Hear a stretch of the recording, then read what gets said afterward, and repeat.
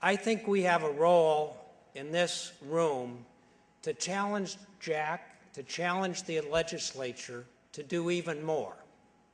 And so you're going to hear my thoughts about that tonight. And you're going to hear that I appreciate a lot of great things going on in this state. But we can do better, and I would contend we have to do better. When I learned that Jack was going to introduce me, I called his chief of staff and said, there might be some things in my speech that Jack's not going to like. Are you sure he wants to introduce me? Well, to his credit, he just introduced me and did a wonderful job. So thanks, Jack. I want to start with a disclaimer, but when Jim called me a few weeks ago, and actually several weeks ago, and said he'd like me to make this speech, he said, I want you to talk about the success of WSFS and the need for the business community to remain engaged in education reform. How lucky can a guy get to be invited to speak about two of the great passions of his life? But the disclaimer is, I'm not here to speak for WSFS. And in fact, the bank is going to get very little attention tonight. But I want to thank my associates from WSFS, many of whom are here, because without their support and what they've been doing in the bank for many, many years, I would not be standing here before you. But I'm not speaking for them. I'm speaking for myself as an individual. And secondly, while I'm identified as chair of Vision 2015, I again am speaking for myself, not for the rest of the people that make up that organization. So if you object to what I say tonight, well, take it up with Jim. He invited me. So what are the similarities between the changes we made at WSFS over a 15-year period and what we need to do in education? Actually, I think it's pretty simple. WSFS changed its culture. Now we need to help education do even more of that. But as President Reagan said, there are simple answers. They are just not easy answers. As Jack talked about so eloquently, a vibrant state economy depends upon a vibrant education community, as it also depends upon a vibrant banking community. But the influence of our education system on our quality of life, our speed of growth, and our consistency of growth in the economy dwarfs the importance of a banking community. Who will be our employees of the future? Who will support the economy on which we all stand? Who will be our colleagues in the future? To be very direct, they can't all come from private schools. They have to come from really well-performing public schools all over our state. Tonight, to be very frank with you, I want to change how you think about Delaware's education system, but more importantly, I want to change how you act about our education system. So you'll hear some things that are really good about education, but you're also going to hear some things where we need to improve. For most people in this room, the education system worked very well, and it continues to work well for your children and your grandchildren. But unfortunately, that is not the case for a great many kids in our society. There is a discrepancy between what we experienced and what many other children experience. As a result of that discrepancy, we actually find it hard to remain engaged in the hard work of reforming education. In fact, many say if kids would just work harder and their parents make them do their homework, things would be fine.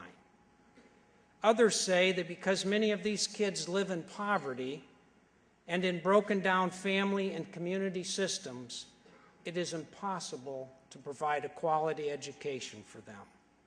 In other words, they cannot learn.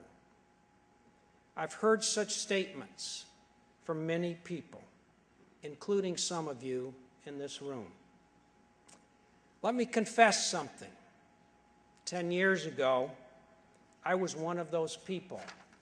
making every single one of those statements. I believe that the odds for some people were just too overwhelming for our education system to overcome. And I also believe that if we could just consolidate school districts, and, oh, by the way, if we could get rid of the teachers' union, then we could reform our schools. Turns out I was wrong on every single one of those assumptions. There are schools right here in Delaware that are overcoming the incredible challenges of educating children who come from lower socioeconomic backgrounds. These schools are beating the odds. They are traditional public and charter schools in urban and rural areas up and down our state. For example, schools in Indian River have received national recognition over several years for performance in high-poverty areas. As Secretary Lowy noted, Indian River is noteworthy because of their consistent performance. We have islands of excellence, and we must appreciate them, as Jack so well pointed out. But with rare exceptions, these islands are separated by some murky oceans, where the educational outcomes are at best uncertain. Let me give you a few of the facts about those murky oceans. Within a mile of where we are sitting, there are children that cannot read at their grade level. And as Jack mentioned, 2/3 of the children showing up for kindergarten in Delaware cannot perform at the appropriate level for a 5-year-old. These children rarely catch up. And by the 3rd grade, they're further behind their peers. And those are the kids that drop out of school. Jack already mentioned that the research is incredibly clear about the importance of pre-K education, or early childhood education, as it's called. As a result, I acknowledge what Jack did and the leadership that he provided, and then what the legislature did in increasing significantly the funding for pre-K education in our state in this fiscal year. As he said, it's a game changer, and I agree with him. But there are other disturbing facts as well. Underperforming schools are not constrained to just the areas of urban poverty. The screen shows 12 schools that produce over 60% of the dropouts in our state. Note their dispersion. This is not just a Newcastle or Wilmington challenge. It exists in all three counties. And as Jack alluded, only 43% of Delaware students meet what the SAT defines as college ready. And every single school day in the state of Delaware, about 8 kids drop out of school. We must appreciate that American schools are no longer the envy of the world. Our educational development has remained the same while the rest of the world, or many other parts of the world, have made sustained progress. We used to be first in college attainment. Now we're 10th. Over the last 30 years, U.S. students have slid from first to 17th on that international test that Jack mentioned in the category of reading. And in math, we've slid to an unbelievable, in my opinion, 31st position.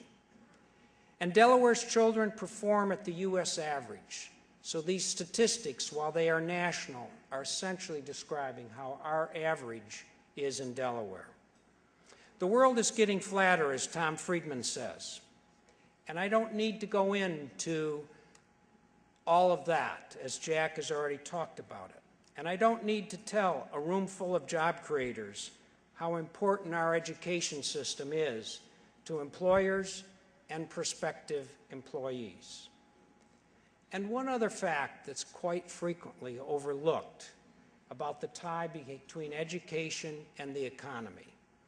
There is a direct correlation between your property value and the quality of the school district in which that property is located.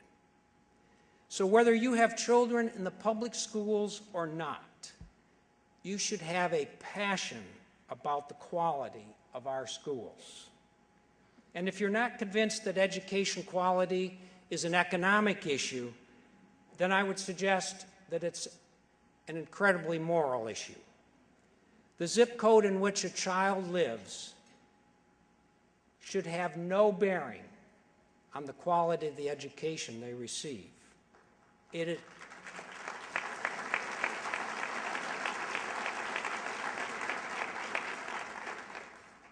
Thank you. It is cruel, and it flies in the face of the American principle of equal opportunity for all. So why has America stagnated? Well, in a deceptively simple explanation, we are asking people, some very dedicated people, as Jack talked about, to work in a culture that does not sufficiently encourage their best, nor their collective best. Let me tie that to the bank. When I became the CEO of WSFS in 1990, we faced some very significant problems. WSFS was an organization that had many nice people working there, but we did not have a culture of performance. As a result, we were the number 7 bank in a 6-bank market.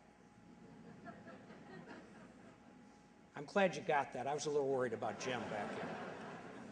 Today, WSFS is arguably one of the leading financial institutions in our state and region. But it didn't happen overnight. It took us 15 years to change the culture to one that encourages people to perform at their best.